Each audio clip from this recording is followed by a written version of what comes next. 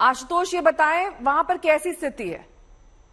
देखिए, इजराइल की मुसीबतें कम अभी फिलहाल नहीं हो रही हैं, क्योंकि एक तरफ रॉकेट का हमला हमास की ओर से जो दक्षिणी इलाके में है, चाहे वो सरदूत का इलाका हो या फिर अश्कलेन हो, वहां लगातार चल रहा है। लेकिन सबसे बड़ी चुनौती इसलिए बढ़ गई है क्योंकि उत्तर के इलाके में, यहां से लगभग 150-160 किलोमीटर आगे जो उत्तर की सीमा है, वहां से हिजबुल्लाह का हमला लेबनान की जो सीमा है उस इलाके में शुरू हो गई है। और अब ऐसे में इजराइल की ओर से बड़ा मोबिलाइजेशन किया जा रहा है। बड़ी संख्या में हमने देखा टैंक, जीप, रिजर्व जो फोर्स है उसको वहां भेजा गया है।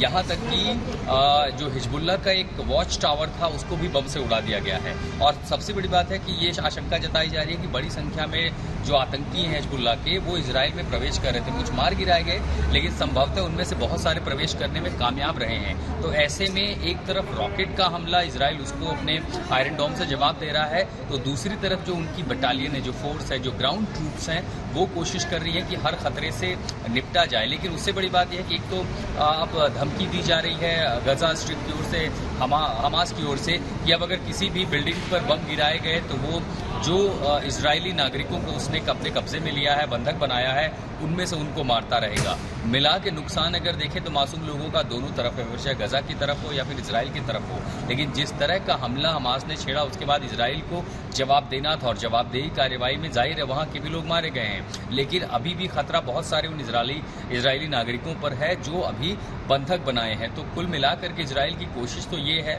कि जल्दी से जल्दी पहले तो जो ग्राउंड ट्रूप्स हैं वो गजा स्ट्रिप को घेरेबंदी करें।